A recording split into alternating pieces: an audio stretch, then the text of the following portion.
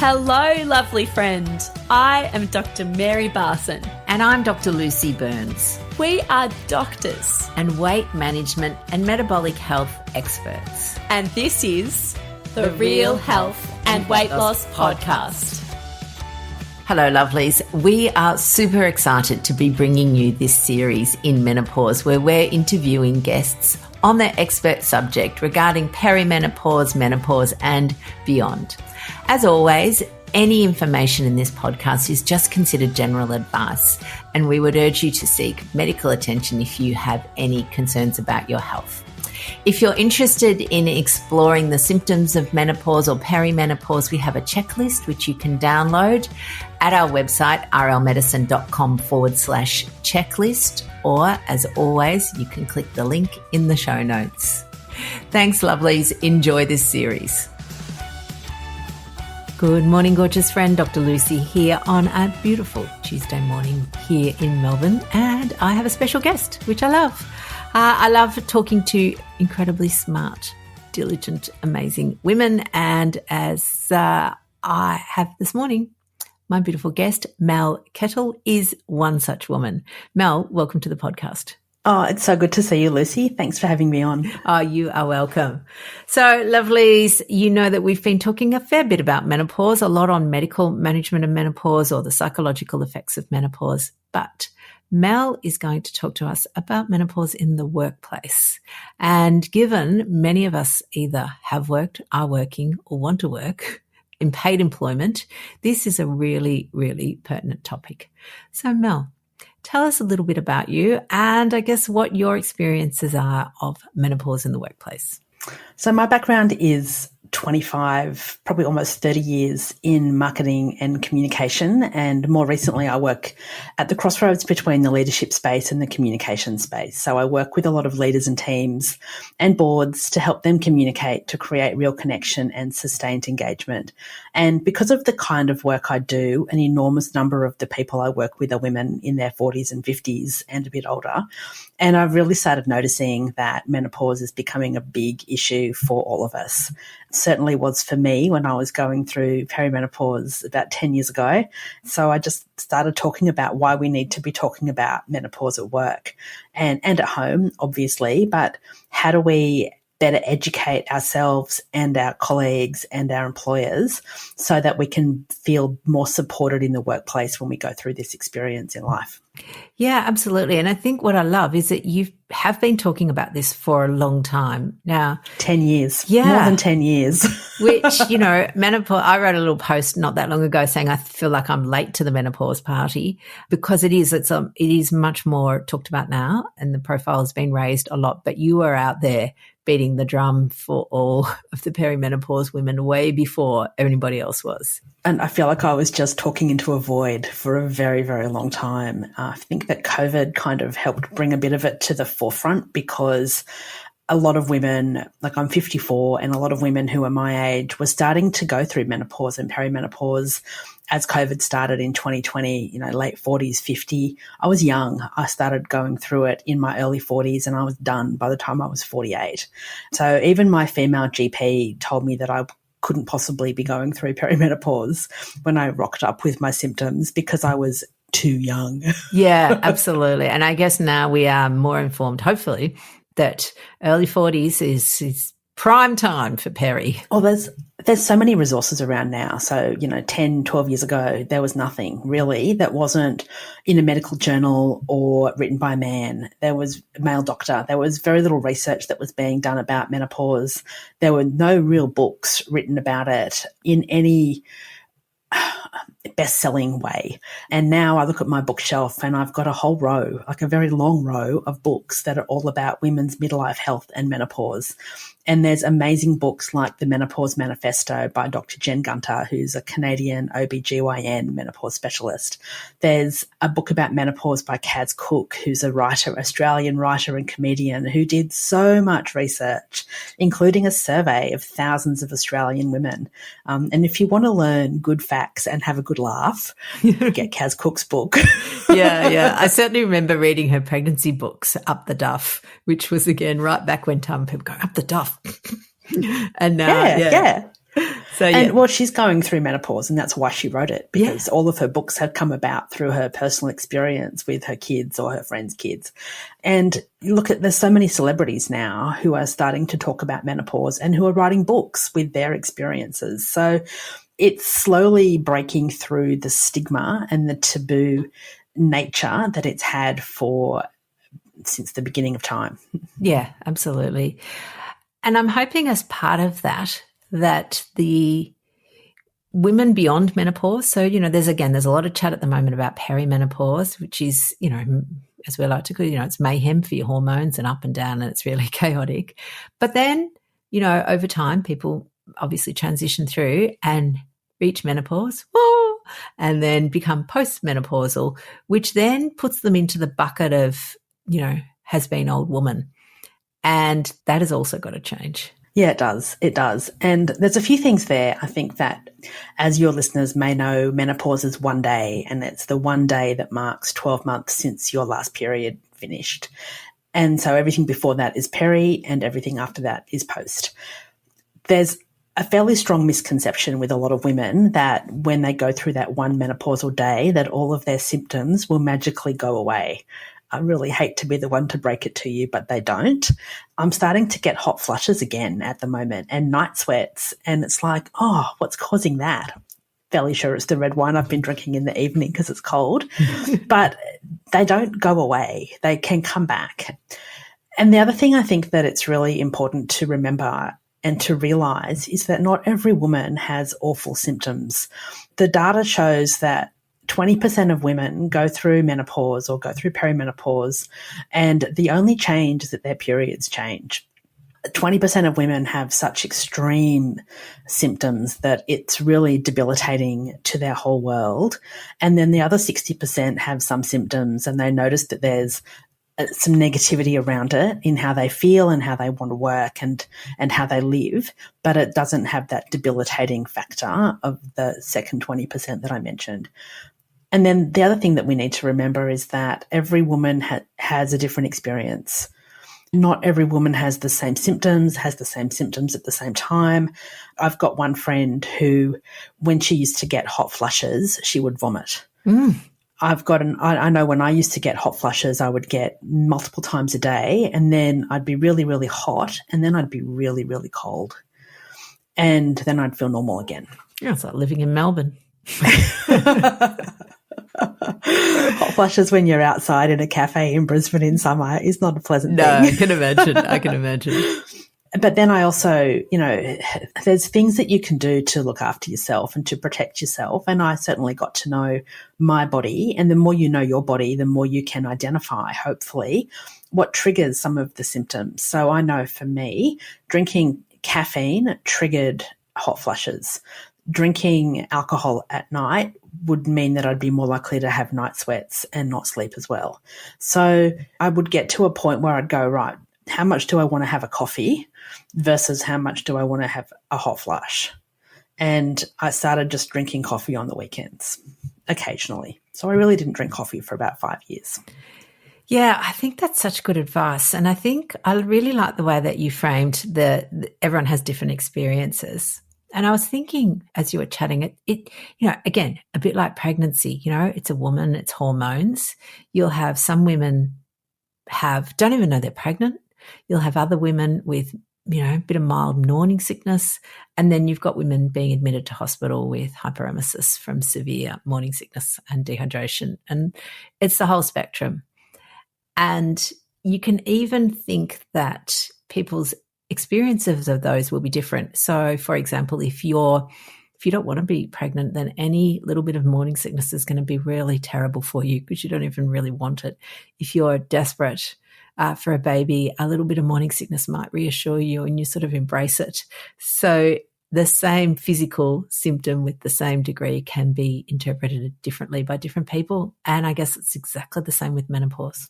Yeah, that's certainly been my observation from talking with friends about it. And, I'm just going to reiterate, I'm not a doctor and I'm not a medical professional. And so a lot of what I talk about is reassuring to people because I've come through the other side, and with the exception of a bit of sleeplessness every now and then, all of my symptoms have gone. And the other thing that I think we don't ever talk about with menopause is coming through the other side, I've got so much more energy. I feel I'm really creative, and I've got an energy and a zest for life that is amplified. I've always been energetic, and I've always been a go-getter, but at this stage of my life, it's even more than it ever has been. And that's a really positive thing. And I think we need to be looking at the positives of coming through the other side, and even the positives of going through it. You know, there's a lot of women in the past who won't get to this stage. And generations ago, women, the life expectancy was 50. And so, or shortly thereafter. And so a lot of women would die while they were going through menopause, or they would go through it and then they would die, because that was just what life expectancy was like generations ago. But now you can be working for 10 or 20 or 30 years after you've gone through menopause. And so to have that energy and to have that enthusiasm for life is something that needs to be focused more on. Just a super funny story. I did an interview with Sky News about why we need to talk about menopause at work. And as it happened, the Queen died a couple of days before I was doing this interview. And they said to me, "Do you reckon you could tie in the Queen's death with menopause?" And so I was asking some friends, and one of them said, "Well, you could say that she worked for 50 years after having menopause." Absolutely. Absolutely. And I thought, that's impressive. Yeah. One more impressive thing that she has done. Yeah. And I think that's part of the story that needs to change, isn't it? That we are not used up. We're not has-beens.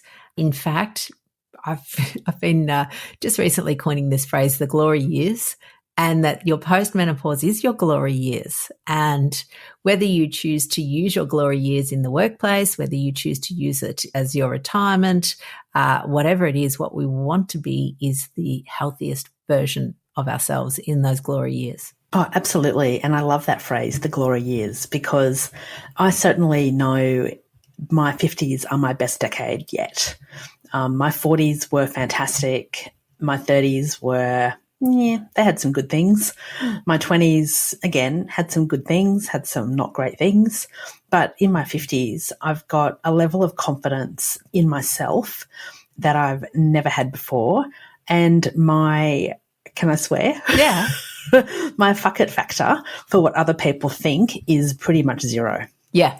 Yes. I've got a close group of friends whose opinions I seek and who I value, but everybody else, not so much. Yeah. Not so much, especially if they're strangers on the internet. Yes. And I think you're right. You do develop this sense of self. You're not as governed by peer group pressure. Because you've basically spent 30 years weeding through the weeds, getting through the weeds, getting rid of the dud friends, cultivating the good friends, and you know what it is that you want, and you know you're not afraid. Like I remember FOMO, afraid of missing out on something, was always such a big driver. I would go to everything just in case I missed out on something. Now I've got JOMO, where I don't want to do it. Yeah. I've got lots of JOMO as well. Joy of missing out, in case you're wondering what JOMO is. And I think that's the other thing. Like, I've done a lot of work on myself. I've got a very high level of self-awareness, and I'm very clear on my personal values, my personal priorities, my priorities as being part of a couple, and my husband's priorities. I know what his are, and I know what mine are, and I know where they align, and I know where they don't. And I'm happy with all of that because we've had many conversations together about it. I'm very aware of my goals in life, both personally and professionally, and I'm extremely aware of how other people perceive me. You know, so when there's naysayers that come out and go, "Oh, look at you, I can go, "I don't even know you.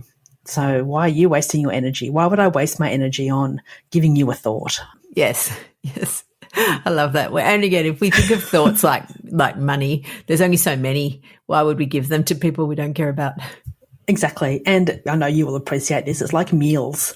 You've only got so many meals that you eat in life, and why would you eat a shitty one? Yeah, absolutely. When you don't have to. Yeah, totally.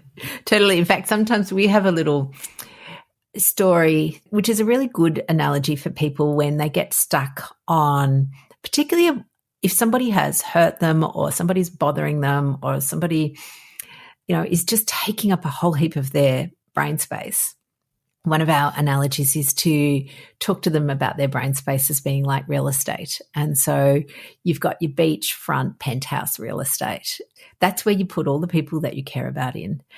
And every now and then what you'll find is that some person who you really don't care that much about has somehow ended up in your penthouse, when really they belong in the old dunny out the back.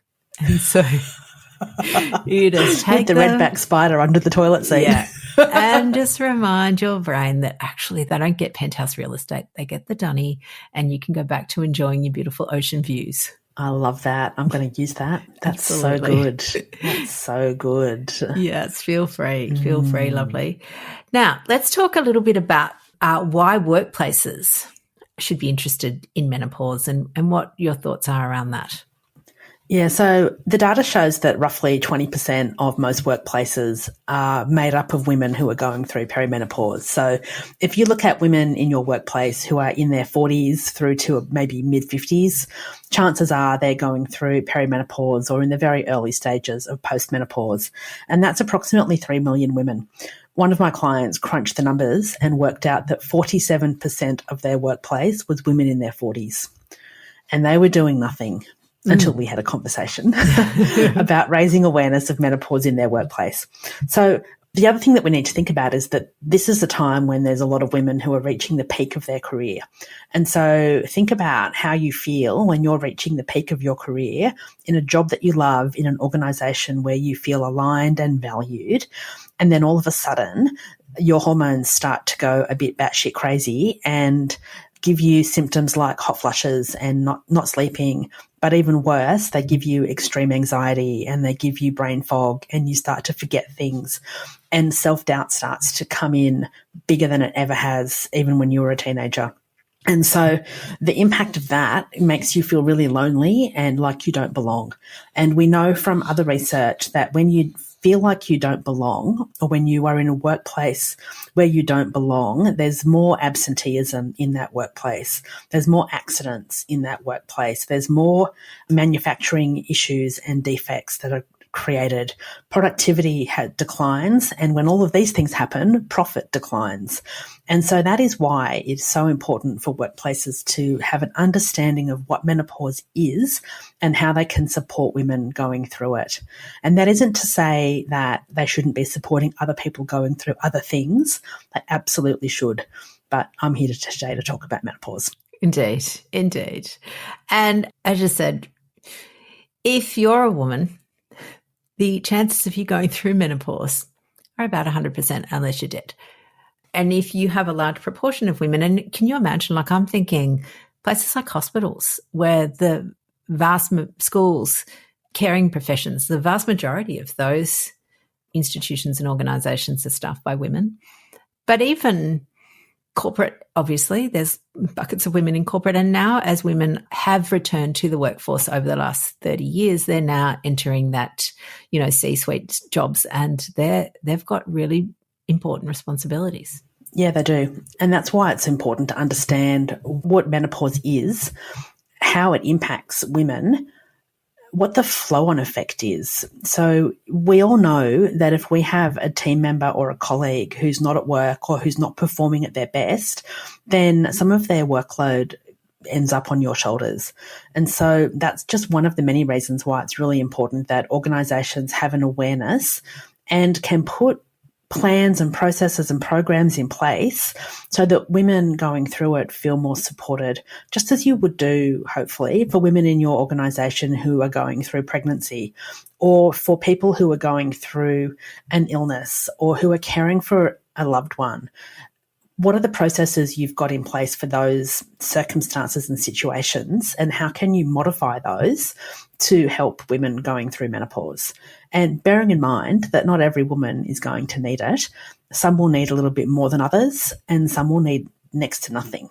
But the important thing is to show empathy and to ask, what is it that you need? How can I help you? And let's be real. As a manager, every manager should be asking their staff, what do you need from me to do your job better? It doesn't matter who that staff member is. That's a question that should be asked on a very regular basis. How can I help you? What do you need? Do you have everything you need? Do you feel supported? Do you understand what needs to be done? If not, how can I help you? Yeah. Yeah. I love that because people spend a lot of time at work. Like it's a lot of hours in our day. It is a lot of hours. Days in our week, a lot of years in our life. And the way you feel about your work impacts your health. Yeah. I read somewhere a while ago that your manager has a greater impact on your health than your doctor. Yeah, I wouldn't be surprised at all. Yeah, and I certainly look back to managers I had when I was an employee, and one of them led me to be phenomenally unwell and burnt out, and that took me a good 2 years to recover. Another one made me feel so nurtured and loved and supported that I wanted to work with her for the rest of my working life. Yeah. God, Bagsby like leader B. It's interesting. I would never have started real life medicine if I hadn't have had a horrible manager. Because, again, I was in a workplace that was fun. I had lots of friends there. The work was good. And then we got a new manager and she just made people's life a living hell and no one felt supported. Everyone left in droves.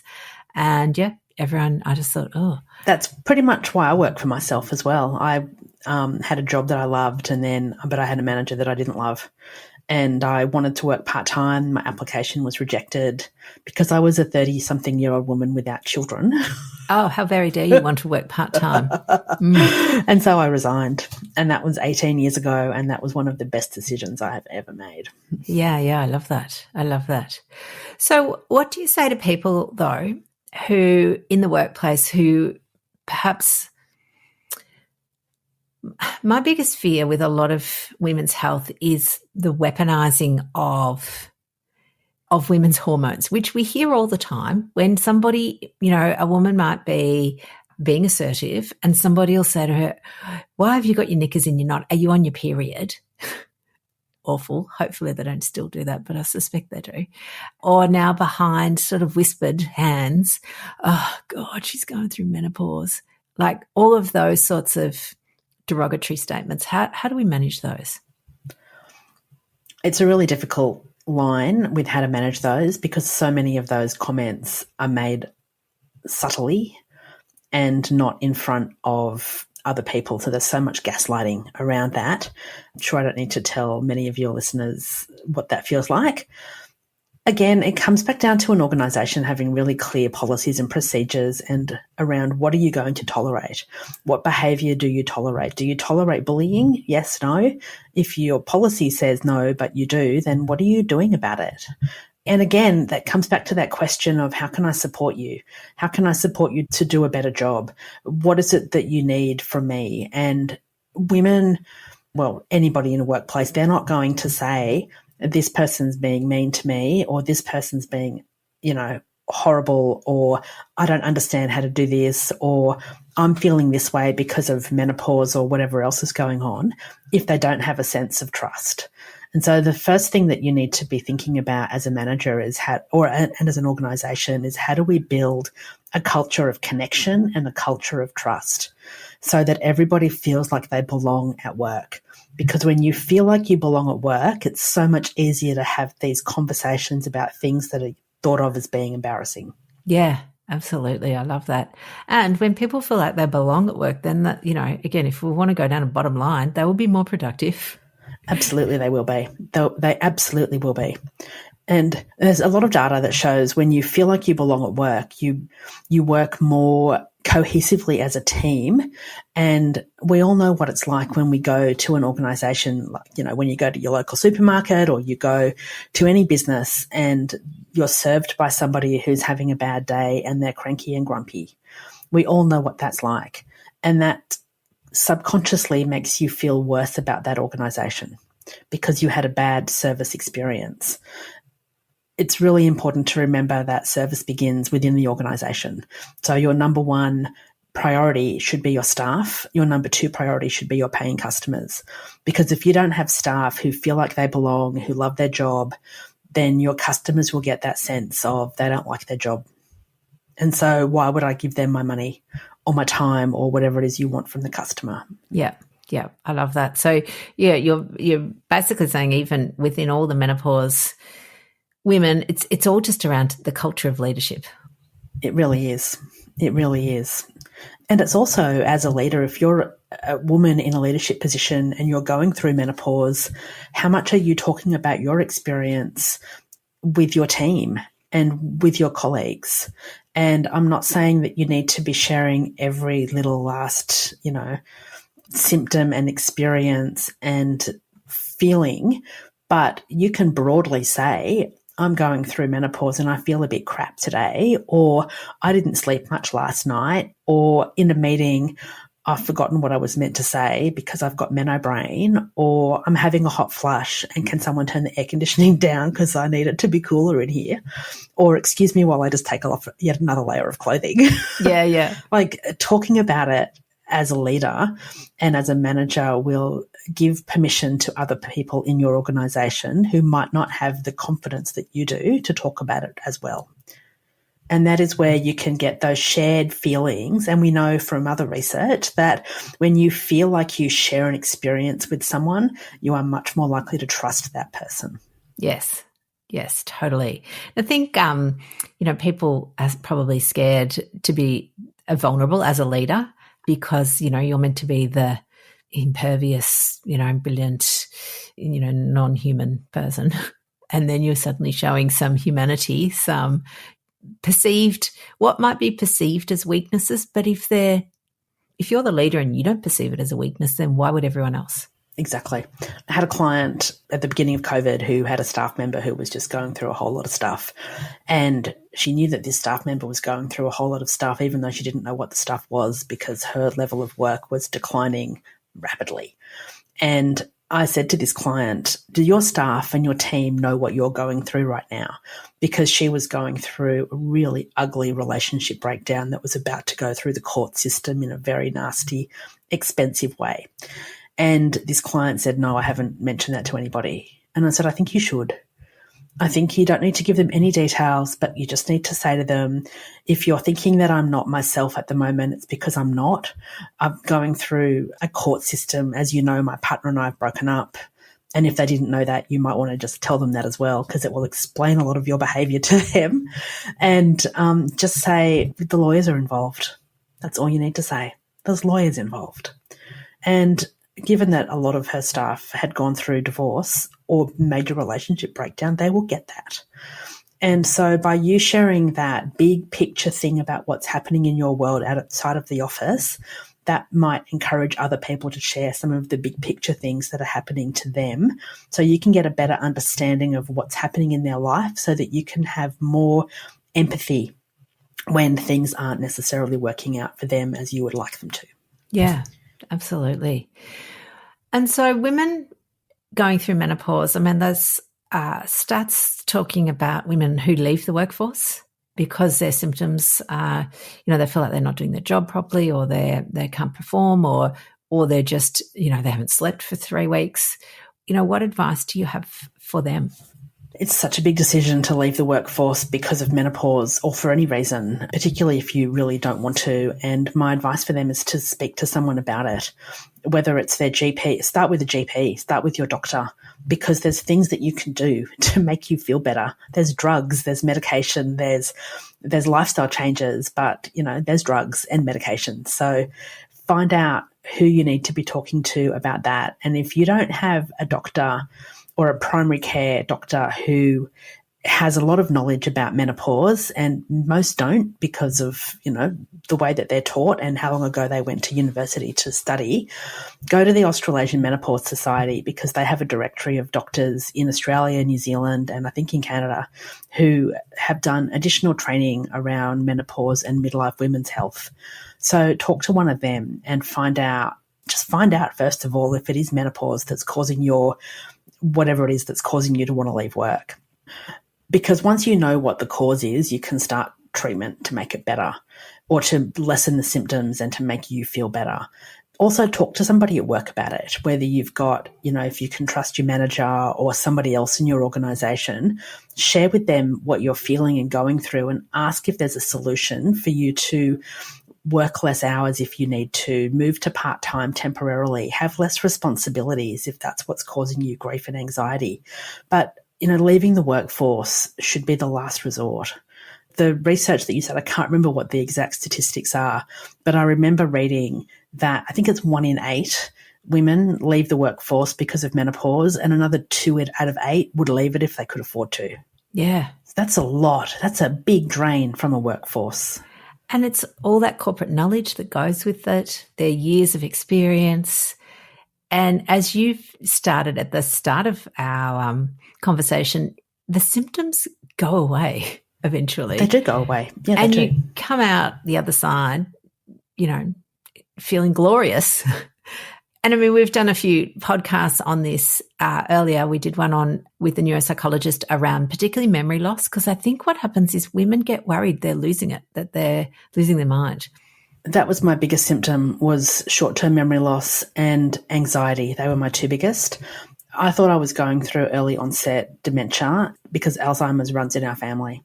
And when I discovered that it was a menopause symptom, my relief was just off the charts. Yeah, happy. Absolutely. Absolutely. And the thing about that memory loss is that that's transient. It comes back. Oh, yeah, that's all gone now. I'm good now. Yeah. I still can't always remember, to put the bin out, but God. Sorry. I do have 1,000 alarms on my phone that I use all the time. Yeah, but that's okay. That's because I focus on things and I just lose track of time. Yeah. Not because my memory is crap. Yeah. I was reading a book called Remember by the woman who wrote Still Alice, Lisa somebody or other. And she talks about memory and she says, it's one thing to forget where you've put your keys. It's another thing to forget what the keys are for.